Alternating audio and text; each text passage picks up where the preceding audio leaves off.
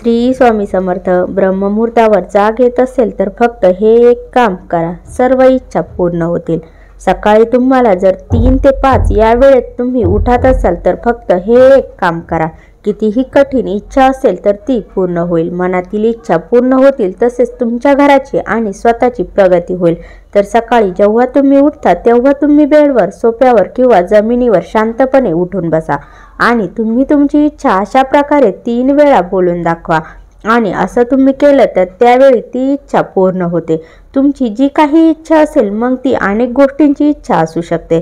नात्यांसाठी असो, नोकरीसाठी असो, आर्थिक प्राप्तीसाठी असो, किंवा मग ती तुमची आध्यात्मिक इच्छा देखील असू शकते. ती देखील नक्कीच पूर्ण होते.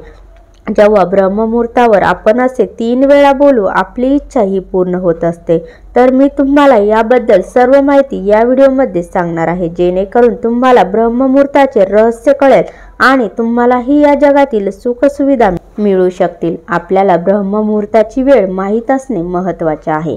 उदाहरणार्थ, ब्रह्ममुहूर्ताची वेळ ही 3 ते 5 वेळात अशी सांगितली जाते, परंतु तरीही ही वेळ 3:36 सुरू होते आणि हा ब्रह्ममुहूर्त असा काळ आहे जो पहाटे 5:30 वाजेपर्यंत असतो. जर तुम्ही इतर कोणत्याही देशात राहत असाल तर त्यातून तुम्हाला या काळाची माहिती नसेल तर तुम्ही तुमचा सूर्य किती वाजता तिथे उगवतो ते पहा आणि त्याच्या 1.5 ते 2 तास आधी ब्रह्ममुहूर्त असतो, तो तुम्ही धरून चाला.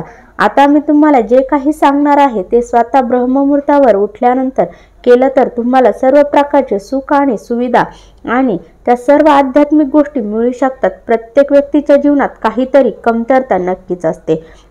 कोणाला शिक्षण घेऊन पुढे जायचं असतं, कोणाला सरकारी नोकरी मिळवायची असते, कोणाला स्वतःचा व्यवसाय सुरू करायचा असतो, तर काहींचे लग्न जमत नाही, काहींवर खूप कर्ज असतं ते फिटत नाही. अशा अनेक समस्या असतात.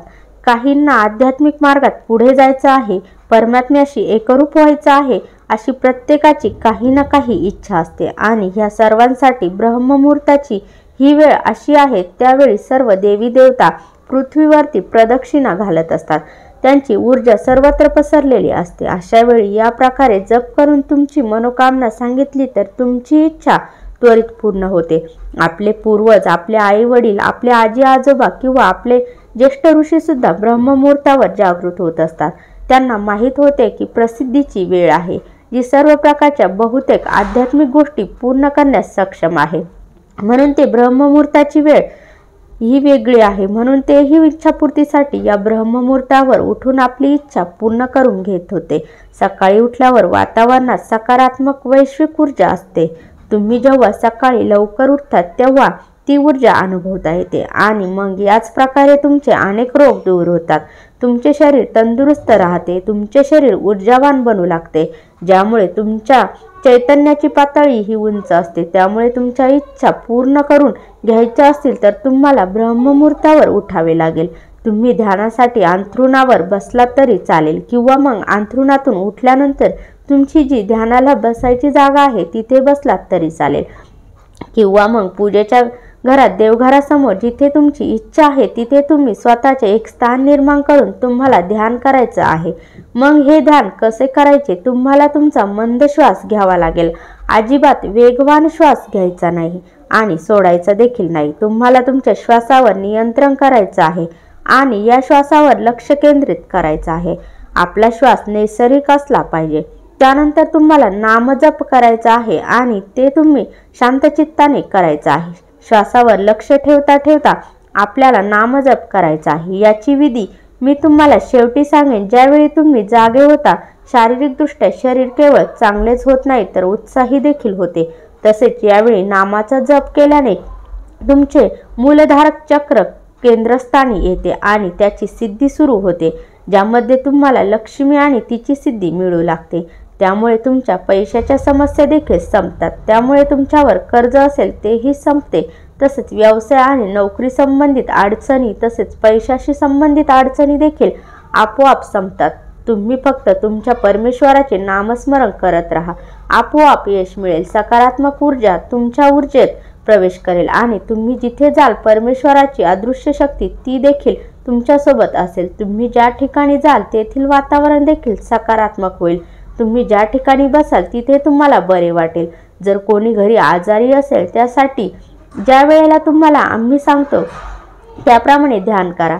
तुमच्या समोर पाण्याचा ग्लास ठेवा आणि तुमच्या ध्यानाला सुरुवात करा।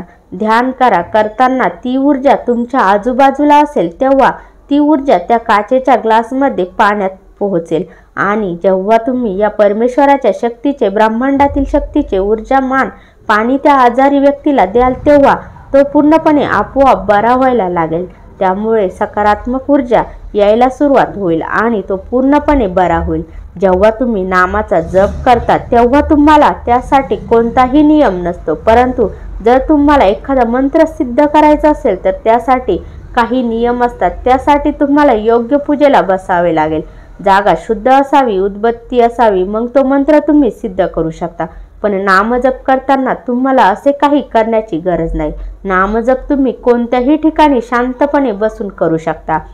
तुम्ही कुठेही बसू शकता, तुम्ही पलंगावर बसू शकता किंवा कुठेही खाली बसू शकता। जिथे तुम्हाला आराम वाटत असेल, तिथे तुम्हाला आनंद वाटत असेल त्या ठिकाणी तुम्ही बसला तरी चालेल। यामध्ये तुम्हाला आंघोळ करायची, चेहरा धुण्याची किंवा दात घासण्याची गरज नाही। तुमची इच्छा असेल तर तुम्ही ते करू शकता, नाहीतर तुम्ही असेच बसू शकता। मग आपल्या सर्वांना प्रश्न पडतो की उठल्यावर सर्वात आधी काय करावे? जेव्हा तुम्ही कोणत्याही देवाचे एखादे नाव निवडता, तो भगवंत कोणीही असो, ज्या परमेश्वरावर तुमची श्रद्धा आहे त्याचा जप तुम्हाला करायचा आहे। ते श्रीराम असू शकतात, श्री स्वामी समर्थ असू शकतात, दत्तगुरू असू शकतात। तुमच्या मनात परमेश्वराबद्दल श्रद्धा आहे, त्या परमेश्वराचे नाव घेऊन तुम्ही आता सर्वप्रथम काय करायचं आहे ते लक्षात घ्या। सर्वप्रथम तुम्ही कुठेही बसला तिथे 15 मिनिटे तुमचे जे कोणी परमेश्वर असेल त्यांचे नाव घेत राहायचं आहे। तुम्हाला ती ऊर्जा तुमच्याजवळ आणायची आहे, ती ऊर्जा तुमच्यात आणायची आहे, ती अनुभवायची आहे, तिच्याशी एकरूप व्हायचं आहे। जेव्हा आपण एक होऊ तेव्हा आपण आपल्या आयुष्यात 3दा त्याच वेळी बोलायचं आहे आणि मग त्या इच्छा लवकरात लवकर पूर्ण होतील। आता याचा परिणाम लवकरात लवकर होण्यासाठी काय करावे हा प्रश्न तुम्हाला पडला असेल तर त्यासाठी तुम्हाला हे संकेत ओळखावे लागतील। तुम्ही तुमची ध्यान करण्याची वेळ 15 मिनिटांपेक्षा जास्त देखील वाढवू शकता। तुम्ही ती वेळ 30 मिनिटे देखील करू शकता।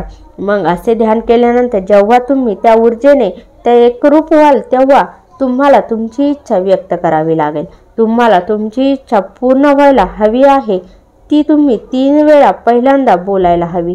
मी पहिल्यांदा तुम्हाला शांतपणे श्वास आतमध्ये घ्यायचा आहे आणि ती इच्छा व्यक्त करायची आहे आणि मग हळुवारपणे श्वास सोडायचा आहे। मग दुसऱ्यांदा पुन्हा श्वास घ्यायचा आहे, पुन्हा आपल्याला ते बोलायचं आहे आणि परमेश्वराला सांगायचं आहे आणि पुन्हा शांतपणे श्वास हळू सोडायचा आहे। मग पुन्हा तिसऱ्यांदा श्वास आतमध्ये घ्यायचा आहे, पुन्हा ती इच्छा आपल्याला परमेश्वराला सांगायची आहे आणि शांतपणे आपल्याला श्वास बाहेर सोडायचा आहे। तुमची इच्छा ब्रह्मांडाची शक्ती पूर्ण करेल, पण तुम्हाला 15 मिनिटे नामजप करून झाल्यानंतरच हे काम करायचं आहे, हे विसरू नका। तुम्ही 15 ते 30 मिनिटे नामजप करू शकता। लगेचच तुमची इच्छा आता परमेश्वरापर्यंत, त्या परमात्म्यापर्यंत पोहोचवली जाते। हे संपूर्ण विश्व त्याच्या मालकीचं आहे, हे सर्व त्या परमेश्वराने बनवलं आहे आणि तुम्ही त्याच्याकडे तुमची इच्छा मागितली आहे म्हणून तो तुम्हाला सर्व काही देण्यास समर्थ आहे। संपूर्ण सृष्टी त्याची आहे, त्यातून तुम्हाला जो काही छोटासा अंश हवा असेल तो नक्कीच तुम्हाला देईल। फक्त तुम्हाला त्याच्याशी कनेक्ट राहायचं आहे। सर्वात पहिले तुम्हाला 15 मिनिटे नामजप करायचा आहे। असे समजा की तुम्ही कोणाशी तरी कॉल कनेक्ट करण्याचा प्रयत्न करत आहात आणि 15 मिनिटे कॉल कनेक्ट झाला आहे, त्यानंतर तुम्हाला तुमची इच्छा बोलायची आहे। तुमची जी काही प्रार्थना आहे ती हळुवारपणे श्वास आत घेत तुम्हाला बोलायची आहे आणि तुम्ही बघत राहा, तुमची इच्छा नक्कीच पूर्ण होईल। यामुळे अनेक जणांच्या इच्छा पूर्ण झाल्या आहेत। तुम्ही फक्त तुमचे संपूर्ण शरीर प्रेमाने, पूर्ण शरण गतीने आणि पूर्ण विश्वासाने भरून ही इच्छा त्या परमेश्वराजवळ व्यक्त करा। तुमची इच्छा नक्कीच पूर्ण होईल। तर करून बघा। तुम्हाला हा व्हिडिओ कसा वाटला कमेंटमध्ये नक्की सांगा। श्री स्वामी समर्थ। जय जय स्वामी समर्थ।